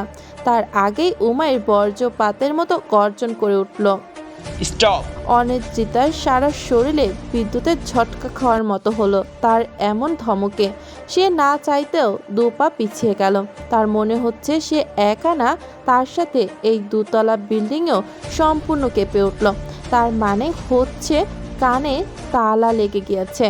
সে কানে হাত দিয়ে সাফ করার মতো করলো। তারপর যখন আস্তে আস্তে ঠিক হতে শুরু করলো, তখন সে উমাইরের দিকে তাকালো। উমাইরের কালো মনের চোখ দুটোতে যেন আগুনের ফুলকিতে পরিণত হয়েছে। এমনভাবে জ্বলজ্বল করছে যেন ওই চোখ দিয়েই অনিদ্রিতাকে ভস্ম করে ছাড়বে। অনিদ্রিতা বলতে চাইল আমি। কিন্তু উমাইর তা সম্পূর্ণ করতে দিল না। সে গম্ভীর্যপূর্ণ কণ্ঠে বলল, এই কায়া সময়ে তার কি চারদিকে একবার বন্দুক তাক করে তার আর দ্বিতীয়বার বেঁচে থাকার কোনো চান্স থাকে না, কিন্তু তোর ভাগ্য ভালো তাই বেঁচে গেলি। উমাইর তার রিভলভারের ট্রিগারের মধ্যে এক আঙুল দিয়ে রিভলভারটি ঘোরাতে ঘোরাতে চেয়ার ছেড়ে উঠে দাঁড়ালো আর তাচ্ছিল্যের সাথে বলল, বাঁচলি না, বাঁচিয়ে দিলাম। আসলে তোর মতো এতটুকু মেয়ে মানুষের এমন সাহস দেখে আমি সত্যিই ইমপ্রেস হয়েছি। যাই হোক, দোয়া কর যেন আর আমার সাথে দেখা না হয়। বলা তো যায় না আমার আবার কখন মুড চেঞ্জ হয়ে যায়। তারপর বাইরে যাওয়ার জন্য হাঁটা ধরতে আবার পিছে ঘুরে অনিদ্রিতার পা থেকে মাথা পর্যন্ত দেখে বলে ওঠে, একা একটা মেয়ে মানুষের কিন্তু সবসময় এত সাহস দেখানো ভালো না। আর এরপর থেকে যেন আমার চোখের সামনে তোকে না পড়তে দেখি। বলেই আবার হাঁটা ধরে। তারপর আস্তে আস্তে কুয়াশায় মিলিয়ে যায়। উমাইর চলে যেতেই অনিদ্রিতা ধপ করে চেয়ারে বসে পড়ে। তারপর কাঁপা কাঁপা হাতে কোনোরকম গ্লাসে পানি ঢেলে এক নিঃশ্বাসে শেষ করে চেয়ারে গা এলিয়ে দেয়। তার জানটা যেন বেরিয়ে যাওয়ার মতো হচ্ছে, এত জোরে হার্টবিট চলছে। সে যে কত কষ্টে নিজেকে শক্ত করে রেখেছিল শুধু সেই জানে। তারপর সে নুডলস পানে তাকিয়ে উঠে পড়ল। তার আর খাবার গলা দিয়ে নামবে না। তারপর শরীরটা টেনে হিচড়ে কোনো রকম 2তলায় নিয়ে গেল। তার যেন পা ভেঙে আসছে, নিজেকে খুব অসহায় লাগছে। সে ভাবতে থাকলো, আজ যদি তাকে মেরে ফেলতো তাহলে কি কেউ তাকে খুঁজে পেত? তাকে কি কেউ খোঁজ করত? তার মা কি তার জন্য অনেক কান্নাকাটি করত? তার বুকটা কেমন ভার হয়ে ওঠে। রুমে এসে বিছানায় শরীর এলিয়ে চোখ বন্ধ করে নিল। চোখ বন্ধ করার সাথে সাথেই 2 চোখের কোণ দিয়ে পানি পড়তে শুরু করলো, কিন্তু তার চোখের পানি কেউ দেখতে পেল না, একমাত্র ওই জানালার পর্দা দিয়ে উকি মারা চাঁদ ছাড়া। উমাইরার আজকে নিজের বাসায় যাওয়ার কথা থাকলেও সে যায়নি। সে খোঁজ পেয়েছে সেই মেয়ে এই শহরে থাকে। কাল সে নিজে প্রতিটা কলেজে তার খোঁজ করতে যাবে। সে আগে সেই ডুপ্লেক্স বাসায় ফেরত আসে। সে আজ সারাদিন অনিদ্রিতার উপর তার লোক দিয়ে নজর রেখেছিল, কিন্তু তেমন সন্দেহজনক কিচ্ছু দেখেনি। আর শুনেছে মেয়েটা নতুন এই শহরে, আর তার অমন সাহস দেখে সে নিজে কিছুটা অবাকই হয়েছিল। আর অকারণ মেয়েটাকে মারতে ইচ্ছে করেনি। ছোট্টখাটো একটা ভুল করে ফেলেছে, ক্ষমা করাই যায়। উমাইর ফ্রেশ হয়ে নিচে নেমে নিজের জন্য কুকিং করতে থাকলো। সে তার নিজের খাবার নিজে রান্না করতে পছন্দ করে। সে অন্যের হাতের রান্না খেয়ে সেই স্বাদ পায় না যেটা তার রান্নায় পায়। উমাইর রান্না শেষ করে খেয়ে রুমে এসে ফোন হাতে নেয়, নিয়ে কাউকে কল দেয়। কল ধরে অপর প্রান্তে থেকে একজন করে কথা বলা শোনা গেল। হ্যালো ইয়াংম্যান, সারাদিন পর এখন কল দিলে যে? উমায়ের ট্রাউজারের পকেটে এক হাত পুরে বারান্দায় দাঁড়িয়ে আকাশবাণী তাকিয়ে উত্তর দেয়। আজ সারাদিন একটু ব্যস্ত ছিলাম তাই। আচ্ছা বলো, কেমন আছো? উমায়ের সেই কথার জবাব না দিয়ে গম্ভীর কণ্ঠে প্রশ্ন করে। সে কেমন আছে এখন? অপর প্রান্তে থাকা 50 ঊর্ধ্ব ডক্টর আতাহার চৌধুরী একটা দীর্ঘশ্বাস ফেলা শোনা গেল। এতে যেন উমায়ের যা বোঝার বুঝে গেল। সে আর একটা কথাও বলল না, কল কেটে দিল। কিছু মুহূর্ত পার হওয়ার পর সে হুঙ্কার দিয়ে বলে উঠল। তটনি। উমায়ের আকাশপানে তাকিয়ে বারান্দার রেলিং শক্ত করে ধরে বর্জ্যপাতের ন্যায় গর্জন করে বলে ওঠে। এখন আকাশের নিচে যখন আছি দেখাতে হবে, কিন্তু সেই দেখা খুব একটা সুখের হবে না। সেই দেখা হবে তোর জীবনে শান্তির শেষ দিন। এরপর যতদিন যাবে তা সম্পূর্ণ জাহান্নামের মতো অনুভব করবি। এটাই কাইসার উমাইর তাঙ্গির ওয়াদা। নভেম্বর মাসের শেষের দিকে সকালে এক ধরনের মিষ্টি আবেশ তৈরি হয়ে আসে। শীতের আগমনের বার্তা তখন প্রকৃতিতে স্পষ্ট হয়ে ওঠে। ঘুম থেকে উঠতেই চোখে পড়ে হালকা কুয়াশার চাদর, যা প্রাকৃতিককে ঢেকে দেয় রহস্যময় সৌন্দর্যে। অনিদ্রিতা এই সময়টা খুব ভালো লাগে। সে এক কাপ ওঠা চা নিয়ে ব্যালকনিতে দাঁড়িয়ে চা খাচ্ছে আর সময়টা উপভোগ করছে। এই সময়ে হাওয়া থাকে শীতলতার স্পর্শ, তবে তা এতটাই নরম যে তার শরীর আর মনে এক ধরনের প্রশান্তি এনে দেয়। পাখিরা তাদের মধুর কণ্ঠে দিনের শুভ সূচনা জানাচ্ছে। সূর্যের আলো খুব ধীরে ধীরে কুয়াশা ভেদ করে প্রকৃতিতে ছড়িয়ে পড়ছে। সেই আলো যেন সোনালি রঙে মিশে যাচ্ছে। তার মনে হয় এই সময়টা খুব দ্রুত চলে যায়। তাই অনিদ্রিতার প্রকৃতিকে যেন একান্তে ডেকে বলতে ইচ্ছে হয়, আজ একটু ধীরে চলো। অনিদ্রিতার আর বেশিক্ষণ প্রকৃতির এই পরিবেশ উপভোগ করা হয় না। তার আগেই শ্রবণ শক্তি জানান দেয় তাকে কেউ কল দিয়েছে। তার ললাটে ভাঁজ পড়ে। এই সাত সকালে তাকে কে কল করতে পারে সে এইটাই বুঝতে পারল না। তাই হাতে থাকা মাত্রই শেষ হয়ে যাওয়া চায়ের কাপটা টেবিলের উপর রেখে বালিশের নিচে রাখা ফোনটা হাতে নেয়। কলটা কেটে যে পুনরায় বেজে ওঠে। সে ডিসপ্লেতে ভেসে ওঠা নামটা দেখে তার ললাটে আরও দ্বিগুণ ভাঁজ পড়ে। ফোনে সময় দেখে নেয়। এখন সকাল 7:11। এত সকালে তার সাথে এই মেয়ের কী দরকার বুঝলো না। সে পুনরায় কল কেটে যাওয়ার আগেই রিসিভ করে। অনিদ্রিতা কিছু বলার আগেই অপর প্রান্ত থেকে ঝড়ের বেগে ছুটে আসা কথা শুনতে পায়। যাক, তুই বেঁচে আছিস তাহলে। আমি তো মনে করেছিলাম তোকে কেউ গুম করে দিয়েছে, তাই এত কল দেওয়ার পরও তোকে পাওয়া যাচ্ছে না। নাকি এখনো মরার মতো ঘুমিয়েছিলি? অনিদ্রিতা তার এমন উল্টোপাল্টা কথা শুনে গম্ভীর মুখে বলতে শুরু করে। তা ঠিক কতবার কল দিয়েছেন একটু বলবেন প্লিজ? ও পাশ থেকে সামিয়া নামের মেয়েটি আমতা আমতা শুরু করে। সেইটা বুঝতে পেরে অনিদ্রিতা স্বাভাবিকভাবে বলে ওঠে, মাত্র একবার কল কেটে গিয়েছে, আর তখন আমি ব্যালকনিতে দাঁড়িয়েছিলাম। রুমে এসে কল ধরার আগেই কেটে গিয়েছে। একটা মেয়ের এতটা অধৈর্য হলে চলে না। অনিদ্রিতা একটু থেমে আবার বলে, আচ্ছা বাদ দে, এত সকালে কি মনে করে কল দিয়েছিস সেটা বল। আজ কলেজে আয়, কিছু দরকার আছে। আর অনেকদিন তো হলো কলেজে আসিস না। কেন যাই না তুই সব জানিস। আচ্ছা, আমি আমার মামার সাথে কথা বলে তোর ছুটি নিয়ে নিচ্ছি। তোর এত ভাবা লাগবে না। কলেজে আয় আর কিছু নোট নিয়ে যাস। অনিদ্রিতা তার কথার সাথে সাথে রাজি হয়ে গেল। কারণ সত্যি তার অনেক দিন কলেজে যাওয়া হয় না। এতে তার কলেজও যাওয়া হবে, সাথে কিছু নোটও নেওয়া হবে। তারপর সে একটা কথা বলে কল কেটে দিল। সে এই শহরে নতুন এসে কলেজে ভর্তি হওয়ার পর এই মেয়েটার সাথে প্রথম পরিচয়। মেয়েটা খুব মিশুক, তাই তো সেও তাকে তেমন কিছু বলে না। প্রথমে খুব জড়তা কাজ করলেও আস্তে আস্তে তা কেটে গিয়েছে। অনিদ্রিতা সকালের নাস্তা হিসাবে 2টা রুটি আর একটা ডিম ভেজে নাস্তা করে নিল। সব গুছিয়ে রুমে এসে কলেজে যাওয়ার জন্য তৈরি হয়ে নিল। অনিদ্রিতা বাসায় তালা দিয়ে বের হয়ে পড়ল কলেজের উদ্দেশ্যে। শহরের এক পাশে মধ্যবিত্ত পরিবারের সন্তানদের পড়ার জন্য একটি বেসরকারি কলেজের সামনে উমাইরের ব্ল্যাক টয়োটা গাড়িটা থামে। তার পেছনে তার বডিগার্ডদের গাড়ি। তার গাড়ি কলেজ গেট দিয়ে প্রবেশ করার সাথে সাথেই সবাই উৎসুক হয়ে তাকিয়েছিল। এমন কলেজ, এত দামি গাড়ি, তাদের মনে কৌতূহল সৃষ্টি হলো। তাদের এই কলেজে এখন তো কোনো ভিআইপি কেউ আসার কথা না, কিন্তু কে হতে পারে এই ব্যক্তি, সেটা দেখার জন্যই সবাই এক নজরে সেদিকে তাকিয়ে থাকলো। তাদের আর বেশিক্ষণ অপেক্ষা করালো না উমাইরের এক বডিগার্ড তার গাড়ির ডোর খুলে দিল। উমাইর তার ব্ল্যাক জুতা পরা পা বের করে দাঁড়ালো। সবাই তার পা থেকে নজর সরিয়ে মাথা পর্যন্ত দেখতে থাকলো।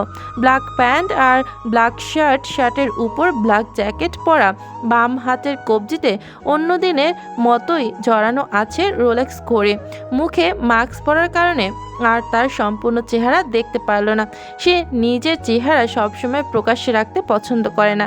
সে আশেপাশে এক নজর তাকিয়ে চোখ সরিয়ে সামনের দিকে তাকিয়ে ধীর তার সাথে হাঁটতে শুরু করলো। তার চেহারা না দেখলেও তার এমন মনোভাব নিয়ে হাঁটা এবং বলিষ্ঠতা, তার সাথে তার ভাব ভঙ্গিমা দেখে কিছু কিছু মেয়ে এমনভাবে তাকিয়েছে যেন এই চোখ দিয়ে গিলে খাবে। আবার কিছু কিছু মেয়ে তো তার সহপাঠীদের গায়ে জ্ঞান হারানোর মতো নাটক করে হেলিয়ে পড়ছে। উমায়ের যে এসব কিছুই দেখেনি বা খেয়াল করেনি তেমন কিছুই না, আসলে সে এসবে অভ্যস্ত। উমায়ের সোজা প্রিন্সিপালের কক্ষে প্রবেশ করে, চেয়ার টেনে পায়ের উপর পা তুলে বসে পড়ে। তার এমন ব্যবহারে প্রিন্সিপাল রেগে গেলেন। এই ছেলে তুমি, আর এটা কোন ধরনের ব্যবহার? আমি তোমার গুরুজন হই, ভদ্রতা বলতে তোমার কিছু নেই নাকি? একে তা অনুমতি না নিয়ে প্রবেশ করছো, তার উপর আবার আমার সামনে পায়ের উপর পা তুলে বসে আছো। উমাইর কিছু বলল না, শুধু মুখের থেকে মাস্কটা সরিয়ে প্রিন্সিপালের দিকে তাকালো। প্রিন্সিপালের তার চেয়ারে দেখে যেন কলিজা পানি শুকিয়ে গেল। সাথে সাথে চেয়ার ছেড়ে উঠে সালাম দিল। সরি স্যার, আমি আপনাকে চিনতে পারিনি, দয়া করে কিছু মনে করবেন। কি খাবেন স্যার, চা নাকি কফি? বলেই যেই কাউকে ডাকতে যাবে তখনই বর্জ্য গম্ভীর স্বরের কথা শ্রবণেন্দ্রিয় প্রবেশ করে।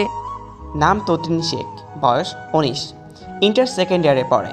বাবার নাম সাফওয়াত শেখ, মার নাম মিনোয়ারা বেগম। এই মেয়ে আপনাদের কলেজে পড়ে হয়তো, কারণ এই শহরের প্রায় সব কলেজে তাকে খোঁজ করা হয়েছে। এখন শুধু এই কলেজই বাকি ছিল। অনিদ্রিতা কলেজে এসে কলেজের সবাই মিলে এমন কানাঘুষা করতে দেখে সে কিছুটা চিন্তিত হলো। সবাই কি নিয়ে এমন কানাঘুষা করছে বুঝতে পারল না। তারপর সে সোজা চলে গেল সামিয়ার কাছে। সামিয়া তাকে দেখে ঝাঁপিয়ে পড়ে, যেন এতক্ষণ তার অপেক্ষায় ছিল। তারপর সামিয়া গড়গড় করে বলতে শুরু করলো, দোস্ত জানিস, আজ না কলেজে হেপি একটা জিনিস এসেছে। অনিদ্রিতা তার বাঁধন মুক্ত করে বিরক্ত সহকারে বলে ওঠে, তো এটা এত খুশি হবার কি আছে? এতই ভালো লাগলে কিনে ফেল, তোর তো টাকার অভাব নেই। তাও যে এই কলেজে কেন ভর্তি হয়েছিস বুঝি না। অনিদ্রিতার এমন কথায় যেন সামিয়া প্রচণ্ড বিরক্ত হলো। সে ললাটে ভাঁজ ফেলে গম্ভীর কণ্ঠে বলল, এই জিনিস সেই কেনা জিনিস না। অনিদ্রিতা তার এমন ব্যবহারের মানে বুঝতে পারল না, তাই তার দিকে তীক্ষ্ণ দৃষ্টিতে তাকিয়ে জিজ্ঞাসা করলো। তাহলে? সামিয়া আবার হাসি মুখে গদগদ হয়ে বলতে শুরু করলো, আজ কলেজে একটা যুবক এসেছে বুঝলি। আহা, যেমন দেখতে তেমন তার ভাব ভঙ্গিমা, তুই তাকে এক নজর দেখলে একেবারে ফিদা হয়ে যাবি। তার এমন কথায় অনিদ্রিতার মাঝে তেমন কোনো আগ্রহ দেখা গেল না। এতে যেন সামিয়া খুবই হতাশ। সামিয়া তার হাত ধরে টেনে নিয়ে যেতে থাকলো। এতে অনিদ্রিতা কিছুটা হতবম্ব হয়ে পড়লেও পরে বলতে থাকে, আরে আরে কি করছিস, হাত ছাড়। সামিয়া তাকে সেইভাবেই নিয়ে যেতে যেতে বলতে থাকে, না, তুই আগে তাকে দেখবি, তারপর ছাড়বো। অনিদ্রিতা বুঝলো এই মেয়ের কথার গুরুত্ব দেয়নি বলে তার সাথে এমন করছে। তাই বলল, আচ্ছা ঠিক আছে, হাত ছাড়, আমি যাচ্ছি। এটা শুনেই সামিয়া তার হাত ছেড়ে দেয় আর তার সাথে যাওয়ার আদেশ করে। এতে অনিশ্চিতা কিছু না বলে তার সাথে যেতে থাকে। সে আসার সময় উমাইরের গাড়ি খেয়াল না করলেও এইবার সেটাই সে খেয়াল করলো। তার মনে সন্দেহ জাগে, এইটা আবার উমাইরের না তো। তার কলেজে এই ব্যক্তির কি দরকার বুঝলো না। প্রথমে আগ্রহ না থাকলেও পরে গাড়িটা দেখে আগ্রহ জাগে। তার মন বলছে এইটা উমাইরের গাড়ি। অনিশ্চিতা সামিয়ার সাথে যেতে যেতে প্রিন্সিপালের কক্ষ থেকে উমাইরের প্রিন্সিপালের সাথে দূর থেকে বের হতে দেখে সে ওখানে দাঁড়িয়ে পড়ে। অনিশ্চিতা দেয়ালের আড়ালে লুকিয়ে পড়ে। সে চায় না আর এই লোকটার সামনে পড়তে। তাকে দেখলেই তার রাগ ওঠে, কিন্তু তার এমন কোনো ক্ষমতা নেই যে তাকে সে শেষ করতে পারে, আর না তো লড়তে। তাই দূরে থাকাই ভালো মনে করে। অনিশ্চিতা কলেজের পেছনের গেট দিয়ে বাইরে বের হয়ে আসে। অনিশ্চিতা চলে যাওয়ার পর সামিয়া হঠাৎ দাঁড়িয়ে পড়ে। পিছে ঘুরে দেখে অনিশ্চিতা তার পেছনে নেই। সে যেই অনিশ্চিতার খোঁজার জন্য যাবে তখনই প্রিন্সিপাল তার নাম ধরে ডাকে। সামিয়া, মা এইদিকে আসো তো। সামিয়া প্রিন্সিপালের সাথে উমাইর দাঁড়িয়ে থাকতে দেখে কিছুটা বিব্রত বোধ করে। সামিয়া তাদের সামনে যায়। উমাইরও কল আসায় সে একটু দূরে যাওয়ায় সামিয়া একটু স্বস্তির নিঃশ্বাস ফেলে। তারপর জড়তা কাটিয়ে বলে ওঠে, জি স্যার, বলুন। তোমাদের ক্লাসে তটিনী নামে কোনো মেয়ে থাকলে তাকে আমার সাথে এখনই দেখা করতে বলো। সামিয়া প্রিন্সিপালের কথা শুনে থতমত খেয়ে গেল। তটিনীকে সে চিনতে পারলো না। এই কলেজে এই নামের কেউ থাকলে তো তার চেনারও কথা, কারণ তার কাজই তো এই তো যে কলেজে কে নতুন আসলো, কে সুন্দর, কারা আজ কলেজে কোথায় কি করেছে, কে কলেজে ফাঁকি দিয়ে তা কার সাথে ডেটে যাচ্ছে, তার সব খবর তার কাছে থাকে। সব কিছুই তার গোয়েন্দাদের মতো তদন্ত করে বেড়ানোই কাজ। কিন্তু এই বান্দাটা কে যে প্রিন্সিপাল তাকে খুঁজছে সে বুঝতে পারলো না। প্রিন্সিপালের থেকে কিছুটা দূরে ফোনের কথা বলা ব্যক্তির সাথে তার কোনো সম্পর্ক আছে, আর হয়তো এই তাকে খুঁজছে। কিন্তু এই তটিনী কে ভাই, যে এত বড় লোকের সাথে সুদর্শন এক পুরুষ তাকে খুঁজছে? সামিয়া মাথা চুলকালো মতো মাথায় হাত দিয়ে বলল, সরি স্যার, আমি তো এই নামে কাউকে চিনলাম না। এই কথা শুনে প্রিন্সিপাল ভ্যাবাচাকা খেয়ে গেল। যেই মেয়ের কাছে সারা দেশের খবর থাকে সেই সামান্য এই তটিনী কলেজে কে চেনে না? আজব তো। প্রিন্সিপাল মনে করেছিল ক্লাসে খবর পাঠাবে তাকে ডাকার জন্য, কিন্তু সামিয়াকে দেখে তার কাছে জিজ্ঞাসা করলো। মেয়েটা তারই বন্ধুর মেয়ে, তাই তাকে ভালো করেই চেনে। আর যেহেতু তার কাছে সব খবরই থাকে, এটাও অবশ্যই থাকবেই। কিন্তু ফলাফল শূন্য। তাদের কথার মাঝে উমাইর উপস্থিত হলো। পাশ থেকে উমাইর বিরক্ত সহকারে গম্ভীর কণ্ঠে বলে উঠল, সে যেহেতু পরিচয় লুকিয়ে থাকছে, তাহলে কলেজে সবাইকেও অবশ্য মিথ্যা পরিচয় দেবে, আর সার্টিফিকেটে অবশ্যই তার আসল নাম পরিচয় দেওয়া থাকবে। তাই সেই ডিটেলস আমার সেক্রেটারির কাছে পৌঁছে দিবেন। আমার দরকারি কাজ পড়ে যাওয়ার কারণে এখন চলে যাচ্ছি। বলেই উমাইর যেমনভাবে এসেছিল তেমনভাবেই চলে গেল। তার গাড়ি চলছে। প্রাঙ্গণ থেকে বের হতে প্রিন্সিপাল স্বস্তির নিঃশ্বাস ছাড়ল। সামিয়া শুধু ফ্যাল ফ্যাল করে তাকিয়ে পুরোটা দেখতে থাকলো। সে এখনো বিষয়টি বুঝতে না পারায় প্রিন্সিপালের কাছে জিজ্ঞাসা করলো, স্যার, কে এই ব্যক্তি? প্রিন্সিপাল গেট পানে তাকিয়ে থেকেই ততক্ষণে উমাইরের গাড়ি নজর ছাড়িয়ে চলে গেছে। প্রিন্সিপাল বলতে থাকে, এই সেই ব্যক্তি কায়সার উমাইয়ের তাগগি, এক ধরনের শক্তি, এক ধরনের ক্ষমতা যা যে কোনো স্থানেই ছড়িয়ে পড়ে, যেন সাইক্লোনের মতো। যেখানে একবার রুষ্টভাবে পা রাখে সেখানে অশান্তির হাওয়া চলে আসে, বিধ্বংসী শক্তির সৃষ্টি হয়। তার বাবা এই শহরের এক সফল ব্যবসায়ী। তবে শোনা যাচ্ছে কায়সার উমাইয়া তাগগিকে শীঘ্রই কায়সার গ্রুপ অফ ইন্ডাস্ট্রির সিইও পদে বসানোর পরিকল্পনা করছে সবাই। প্রিন্সিপাল এবার সামিয়ার দিকে তাকিয়ে পড়ল, যাও ক্লাসে যাও, না জানি কে এই মেয়ে আর কি আছে এর কপালে। হাবভাব দেখে তো মনে হলো না যে কোনো ভালো কিছুর জন্য খোঁজ করছে তাকে। সামি আর কিচ্ছু বলল না, তার যা জানার তা জানা হয়ে গিয়েছে। সে প্রায়শই টিভি নিউজে এদের নাম শুনলেও সামনাসামনি দেখা হয়নি। আর উমাইন নিজের ফেস কখনো ভার্চুয়াল জগতে দেখায় না, তার এটা পছন্দ না। এমনকি সাংবাদিকদের তার ধারে কাছে ঘেঁষতে দেয় না। তাকে নিয়ে তো মানুষের কৌতূহলের শেষ নেই, বিশেষ করে মেয়েদের। সামিয়ার তো অনেক দিন থেকেই সামনাসামনি দেখা করার ইচ্ছা ছিল, কিন্তু আজ ওই তটিনীর জন্য হলেও তো দেখতে পেল, তাই তাকে মনে মনে ধন্যবাদ জানালো। সামিয়া ক্লাসে চলে গেল, আর অনিন্দিতা কথা মনে পড়তেই তাকে মনে মনে ধমকানোর সুর করলো। তাকে ফাঁকি দিয়ে চলে যাওয়ার দ্বারা ক্লাসটা করেই নেই, তারপর দেখছি তোকে। অনিশ্চিতা তখন কলেজ থেকে বের হয়ে এসে একটা কলেজের পাশে পার্ক আছে সেখানে চলে আসে। সেই পার্কের মধ্যে একটা লেকের পাড়ে বসে আছে এখন। সামিয়া আজ যেহেতু কাজ ছুটি নিয়ে দিয়েছে, তাই আর আজ কাজে গেল না। এখানেই একটু সময় কাটালে মন্দ হয় না, তাই ভেবে এখানে আসলো। সামিয়ার সাথে তুই একবার আসা হয়েছিল এখানে, সেখান থেকেই চেনা।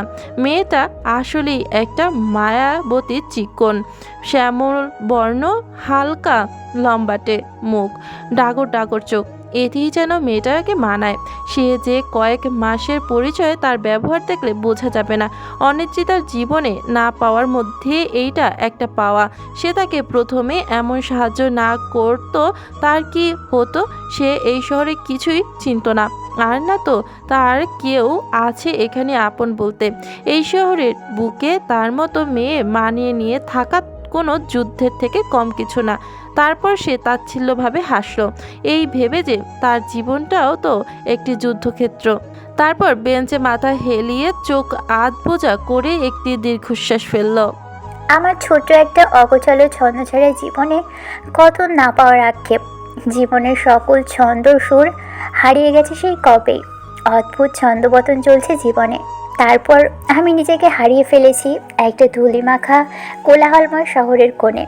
এইভাবে অনিশ্চিতা কতক্ষণ ছিল বলতে পারবে না, কিন্তু তার পেছন থেকে কেউ তার নাম ধরে ডাকায় সে সোজা হয়ে বসে। সে জানতো যে সে এখানে আসবে, তাই আর আশ্চর্য হলো না। একটু শ্বাস নিয়ে পেছনে না তাকিয়ে লেকের পানির দিকে তাকিয়ে বলল, পাশে এসে বস। তার বলতে দেরি হলেও বান্দার বসতে দেরি হলো না। এই, তুই আমাকে না বলে চলে আসলি কেন? কলেজে কি তোর চলে আসার জন্য যেতে বলেছিলাম? মানলাম তুই এইসব পছন্দ করিস না, তাই বলে একেবারে কলেজ থেকে বের হয়ে আসবি? এক নিঃশ্বাসে কথাগুলো বলেই সামিয়া হাঁফ ছাড়ল। অনিশ্চিতা এবার লেকের পানির দিকে থেকে নজর সরিয়ে সামিয়ার দিকে তাকালো। বলা শেষ হয়েছে? তার এমন কথায় সামিয়া বিরক্ত হয়েও কিছু বলল না। সে জানে এই মেয়ে এমনই। আগে তুই আমার প্রশ্নের উত্তর দে। আগে কোনটার উত্তর দেব? তুই কলেজ থেকে চলে আসলি কেন? অনিশ্চিতা কি বলবে বুঝতে পারছে না। সে কেন আসলো এই কথাটা কি বলবে। তারপর আবার ভাবলো, থাক, তার সাথে যা হয়েছে তা হয়েছে। এই মেয়ের সাথে বলে আর তাকে অকারণে চিন্তায় ফেলছি না, এই ভেবেই কোনোরকম কথা সাজিয়ে উত্তর দিল, ভালো লাগছিল না তাই। এমন কথা শুনে সামিয়া ভুরু জোড়া কুঁচকে এলো। তার কেন জানি এই কথাটি বিশ্বাস হচ্ছে না। সামান্য এই কারণে চলে আসবি? তুই কি এখন আমার উপর গোয়েন্দাগিরি শুরু করবি নাকি? হঠাৎ বাড়ির সবার কথা মনে পড়ছিল, তাই এখানে চলে আসলাম একটু মন ভালো করতে। কথাটি বলেই অনিশ্চিতা সামিয়ার দিকে থেকে নজর সরিয়ে নিল। কেন জানি সে মিথ্যা কথা বলতে পারে না, বললেও সবাই কিভাবে জানি ধরে ফেলে। সামিয়া এই কথা সে তো বিশ্বাস না হলেও আর কিছু বলল না। হয়তো সত্যি এতদিন সবার থেকে দূরে থাকায় তাদের মন খারাপ হয়েছিল। তারপর কিছু একটা মনে পড়তেই বলল, এই, ওই ছেলেটাকে জানিস? আমি তো প্রথমে চিনতেই পারিনি, তারপর প্রিন্সিপালের কাছ থেকে তার নাম শুনেছিলাম। এর নাম কাইসার উমাইর তাগি। এই শহরের আর 5টা সাফল্য বিজনেসম্যানদের মধ্যে এর বাবা একজন। আর শুনলাম দেখতে ভালো হলেও নাকি সে তো সুবিধার না। তারপর আবার খুশিতে গদগদ হয়ে বলতে শুরু করলো, যে যাই বলুক, আমার কিন্তু পোলাটারে খুব ভালো লাগছে। আর কলেজে তটিনী নামের কাউকে খুঁজতে এসেছিল। আমার তো এই ব্যক্তি কবে থেকেই সামনাসামনি দেখার ইচ্ছে। আর ওই তটিনীর জন্য হলেও দেখতে পেলাম, তাই তো তাকে মনে মনে ধন্যবাদও জানিয়েছি। এইটা বলেই সামিয়া লজ্জা পাওয়ার মতো করে দুই হাত দিয়ে মুখ লুকালো মতো ভান করলো, যার জন্য অনিদ্রিতার চেহারায় আতঙ্ক ছড়িয়ে পড়াটা দেখতে পেল না। অনিদ্রিতা অনেক দ্রুত নিজেকে স্বাভাবিক রাখার চেষ্টা করে সামিয়াকে জিজ্ঞেস করলো। তটিনীকে কেন খুঁজছে? অনিদ্রিতা মুখ থেকে এই কথা শুনে সামিয়া লজ্জা পাওয়ার ভান বাদ দিয়ে অনিদ্রিতার দিকে অবাক নজরে তাকিয়ে বলল। যাক, তুই কাউকে তো জানার বিষয়ে আগ্রহ দেখালি। সামিয়া চুপ হয়ে ঠোঁট উল্টিয়ে আবার বলল। এটা তো জানি না, কিন্তু তাকে খুঁজতেই এই কলেজে এসেছিল শুনলাম। কি জানি কে এই মেয়ে আর কোন গুহায় থাকে, আমি পর্যন্ত তাকে চিনতে পারলাম না। আশ্চর্য, হয়তো কলেজে আসে না। অনিদ্রিতা তেমন কিছু আর বলল না, তারপর বলল। আচ্ছা চল, অনেকক্ষণ এসেছি, এবার বাসায় ফেরা উচিত। বলেই অনিদ্রিতা উঠে দাঁড়ালো, সাথে সামিয়াও উঠে দাঁড়ালো আর বলল। আচ্ছা চল, আর এই নে নোট। সামিয়া ব্যাগ থেকে দুইটা খাতা বের করে দিয়ে কাঁধে হাত দিয়ে বলল। এইটা দেওয়ার জন্যই তোকে ডেকেছিলাম। জীবনে যাই করিস, পড়াশোনা ছাড়িস না, আর সময় বের করে নিজের একটু যত্ন নিস। তোকে এমন দেখতে আমার একটুও ভালো লাগে না। সব সময় আমি তোর পাশে আছি, কখনো নিজেকে একা মনে করবি না। যে কোনো প্রয়োজন হলেই আমাকে জানাবি। অনিদ্রিতা তার এমন কথায় আবেগী হয়ে আলতোভাবে সামিয়াকে জড়িয়ে ধন্যবাদ জানালো। সত্যি না হোক মুখেই বলুক, তাও বলেছে। অনিদ্রিতার কাছে এটাই অনেক। তার টলটলে পানিতে ভরে ওঠা চোখে সামিয়ার চোখ এড়ায়নি। সেও মুচকি হেসে আলতোভাবে অনিদ্রিতার পিঠে হাত রাখলো, তারপর বলল। আচ্ছা চল, অনেক হয়েছে। তুই যে সামান্য এই কথায় এত আবেগী হয়ে পড়বি, তোর দেখে তো আমি আশাই করিনি। যাক, তোর আবেগ বলতেও তো কিছু আছে। আমি তো তোকে এতদিন একটা জ্যান্ত পুতুলি মনে করে নিয়েছিলাম। বলে হেসে উঠল। অনিদ্রিতা তার এমন কথায় তার পিঠে আলতোভাবে কিল মারল। সামিয়া অনিদ্রিতাকে নিয়ে পার্কের পাশের দোকানে গেল। অনিদ্রিতা যেতে না চাইলেও সামিয়া জোর করে নিয়ে গেল। তারপর দোকানদারকে 2 প্লেট ঝাল ঝাল ফুচকা দিতে বলে একটা টুল টেনে নিজে বসে অনিদ্রিতাকে বসতে বলল। তারপর তারা ফুচকা খেয়ে বিল পরিশোধ করে যে যার বাসায় রওনা দিল। অনিদ্রিতা বাসায় এসে প্রথমে কিছুক্ষণ বসে থেকে কিছু ভেবে হাতে ফোন নিয়ে দীপার কাছে কল দিল। দীপা এই শহরে বাসা হলেও সামিয়ার বাসা শহর থেকে একটু দূরে, তাই কোনো দরকার পড়লে সে দীপার কাছে থেকেই সাহায্য নেয়, যাতে সামিয়ার আর কষ্ট করে এত দূরে যাওয়া আসা না করা লাগে। আর দীপা অনিদ্রিতার থেকে 2 বছরের বড়। সে এখন অনার্স সেকেন্ড ইয়ারে পড়ছে। মধ্যবিত্ত পরিবারের সন্তান হওয়ায় নিজের খরচ নিজেকেই চালাতে হয়, তাই সে ওই ক্যাফেতে কাজ করে। আরও ছেলে মেয়ে থাকলেও তাদের সাথে অনিদ্রিতা কেন জানি মিশতে পারে না। প্রথমে দীপার সাথেও মিশতে পারতো না, কিন্তু দীপাই তাকে আপন করে নিয়েছে। অনিদ্রিতাও তাকে বড় বোনের মতোই দেখে। অনিদ্রিতার ভাবনার মাঝেই দীপার কণ্ঠস্বর ভেসে উঠল। হ্যাঁ অনিন্দ্রিতা, বলো। আর আজ কাজে আসলে না যে? আমি ভাবছিলাম কাজ শেষ করে বাসায় যেয়ে তোমার কাছে কল দেব। আজ একটু কলেজে গিয়েছিলাম আপু, তাই আর যাওয়া হয়নি। আর সামিয়া ছুটি নিয়ে দিয়েছিল। ও আচ্ছা। আপু, আপনাকে যেটা বলেছিলাম পেয়েছেন? হ্যাঁ পেয়েছি। তুমি আজ কাজে আসলে বলবো ভেবেছিলাম, কিন্তু তুমি তো আসলে না, তাই কাজ শেষ করে বাসায় যেয়ে কল দিয়ে বলবো ভেবেছিলাম। শোনো, আমার এক পরিচিত বড় ভাইকে বলেছিলাম, সে আজ সকালে কল দিয়ে জানালো যে একটা বাসা পেয়েছে। তুমি যেমনটা চেয়েছিলে তেমনটাই। আর হ্যাঁ, এটার একটু ওই বাসার থেকে 1000 টাকা ভাড়া বেশি বলছে। অনিদ্রিতা জানতো এমনটাই হবে, কিন্তু তার যত দ্রুত বাসা চেঞ্জ করা লাগবে, তাই আর সে তেমন কিছু না বলে রাজি হয়ে গেল। আর জানালো সে আগামীকালই বাসায় উঠতে চায়, তার পক্ষে হোটেলে থাকাও সম্ভব নয়। তারপর দীপা আর কয়েকটা কথা বলেই কল কেটে দিল। ক্যাফেতে মানুষ আসায় তাদের দিকে গেল। অনিদ্রিতা কল কেটে দিয়ে অনেকক্ষণ চুপ মেরে বসে থাকলো। ফোন হাতে নিয়ে অনেকক্ষণ চুপ হয়ে থাকার পর অতি পরিচিত একটা মুখস্থ করে রাখা নাম্বার ডায়াল করলো। তারপর কাঁপা কাঁপা হাতে সেই নাম্বারে কল দিল। একবার কেটে যে আবার কল যেতে লাগলো, হয়তো ফোনের পাশে কেউ নেই। তারপর আবার কল কেটে যেতে যাবে, তার আগেই এক মাঝবয়সী মহিলা কল ধরলেন। আসসালামু আলাইকুম, কে বলছেন? আহা, কতদিন পর এই মধুর সুরের কণ্ঠস্বর শুনতে পেল। অনিদ্রিতা চোখ বুজে এক প্রশান্তির শ্বাস নিল। তার সাথে কপল বেয়ে এক ফোঁটা অশ্রু গড়িয়ে পড়ল, কিন্তু এই অশ্রু কোনো দুঃখের না। ফোনের ওপাশ থেকে কেউ কোনো কথা বলছে না দেখে মহিলাটি বেশ বিরক্ত হলেন। বিরক্ত মেশানো কণ্ঠে এবার বলে উঠলেন, কে? কথা বলছেন না কেন? অনিদ্রিতা আর দেরি করলো না, ওইভাবে কিছুক্ষণ থাকার পর কথা বলল। মা, এই কণ্ঠস্বর চিনতে মাঝবয়সী মহিলাটিরও এক সেকেন্ডও দেরি হলো না।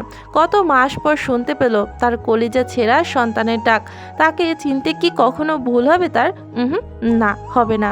কত অপেক্ষায় ফোন হাতে নিয়ে বসে থেকেছে এই ভেবে যে সে এই কল দিল। আবার কল দিলে যদি সে টের না পায়, তাই তো সব সময় ফোন হাতের কাছে রাখে।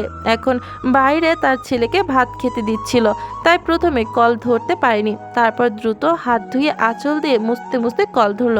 মহিলাটি আর নিজেকে সামলাতে পারল না, ডুকরে কেঁদে উঠলেন তিনি। তটিনি? তারপর আবার আঁচল দিয়ে চোখের পানি মুছে কান্না করতে করতে বলে উঠলেন, তুই এতদিন কোথায় ছিলি মা? আমি সব সময় তোর একটা কলের অপেক্ষায় বসে থাকতাম। তুই ঠিক আছিস মা? আমার কলিজার টুকরো। বলেই আশুরা বেগম কান্নায় ভেঙে পড়লেন।